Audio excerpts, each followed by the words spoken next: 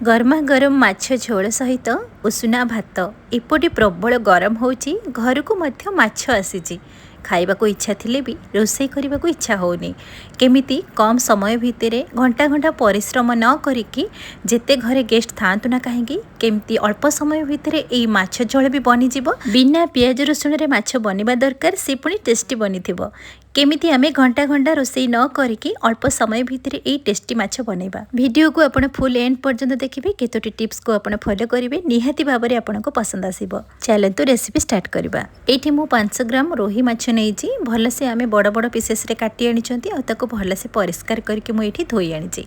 एथिरे आमे अल्प लूण हळदी आउ एठी गोटे चमच विनेगर ऐड करके आमे भल से माछ को मिक्स करबा एथिरे विनेगर किंबा लेंबू रस निहाती भाबरे ऐड करिवे माछरे जेते केमिकल थिबो किंबा तार आमिष गंध गुडी को रहिबनी एई भली भाबरे माछरे लूण हळदी भल से लगे नेबे जेमिति सबु माछ सहित लूण हळदी लागि जिवो आज आमे कंचा माछर रेसिपी बनेबा आपण जदि चाहिबे टिके हल्का भाजी पारिबे जेहेतु समस्त को कंचा माछ खाइबा पसंद नाही सेति पे मो एठी गैस रे गोटे पैन बसैची पैन गरम होई सल्ला परे मो 2 रु 3 चम्मच रिफाइंड तेल देइची तेल गरम हे गले आमे माछ को एठी भाजीबा एठी आमे किछि सेकेंड पई माछ को भाजीबा जेमिति माछ को भजा जाए सेमती भाजीबानी अल्प समय खाली माछ को एपट सेपट करके आमे प्लेट को काढ़ी आनिबा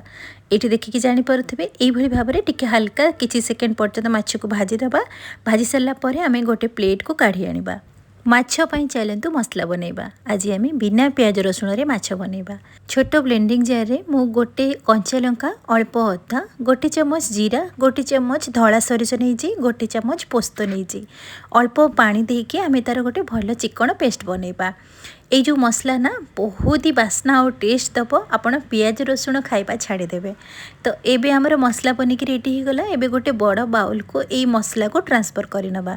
मसला जार रे जेतिकी मसला लागि थिबो टिके पानी देके आपण ताको धोइकी ऐड करिवे एई मसला सहित मुझे गोटे कप दही ऐड करिछि फ्रेश दही नेबे बिल्कुल खट्टा नेबेनी ता सहित हाफ चम्मच हळदी गुंड हाफ चम्मच लंका गुंड आपण जेतिकी राग खाइबे से अनुसार लंका गुंड नेबे तापर एठी स्वाद अनुसार गोटे चम्मच लूण ऐड करिछि अल्प हाफ चम्मच एठी चीनी ऐड करिछि गोटे चम्मच मु एठी धनिया पाउडर ऐड करिछि एबे आमे सब जिंस को भल से मिक्स करबा जेमिति गोटे भल बैटर हे जिवो सेई भली भाबरे आपण भल से मिक्स करिवे एठी आमे ग्रेवी अनुसार एठी पानी ऐड करबा मु टिके पतला ग्रेवी रखिबी सेति पई मु एठी गोटे ग्लास एठी पानी ऐड करिछि आपण जदि टिके सुखिला ग्रेवी चाहूचंती ताले हाफ ग्लास पानी ऐड करिवे एबे भाजी थिबा माछ को एठी ऐड करबा किंबा आपण कंचा माछ को एठी ऐड करि परिबे जो माने को कंचा माछ खाइबा पसंद ऐड करिवे न हेले टिके एम्ति हल्का भाजी के ऐड करिवे आपण को घरे मेंबर हिसाब रे माछ को एठी ऐड करिवे तो एबे माछ को ऐड कर सला परे एठी आमे गोटे टमाटो को पूरा फाइन चॉप करके काटिके आमे ऐड करबा ता सहित एठी अल्प धनिया पत्र किछि काटिके ऐड करबा एथिरे मु बिल्कुल बाहर मसला भी किछि ऐड करिनी जेतिकी आपण देखुचंती वीडियो रे सेतिकी एठी लास्ट रे गोटे कंचा आंब को एमती स्लाइस करके काटिकी मु एठी ऐड करिछि आपण एठी चाहिए आलू को मध्य पतला पतला करके काटि परिबे एठी आमे 3 बड़ चम्मच एठी सोरिष तेल एठी ऐड करबा एटा कंचा सोरिष तेल बनेछि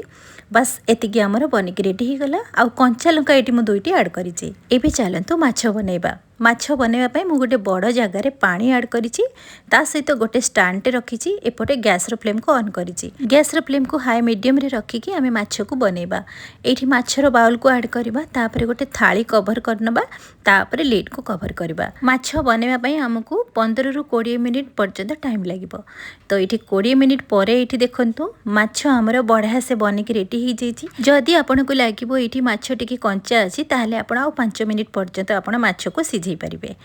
तो एई भली भाबरे हमर माछ झोल बनिक रेडी ही गला एठी आपण जम्मा भी व्यस्त हेबेनी माछर कंचा स्मेल बिल्कुल भी आसीबनी एथिरे आमे जो मसला यूज करिसेंती देखिबे गरम गरम तार बास्ना गोटे एते सुंदर आसीबो ना आपण एई माछर बास्ना रे आपण दुई थाली भात खाइ देबे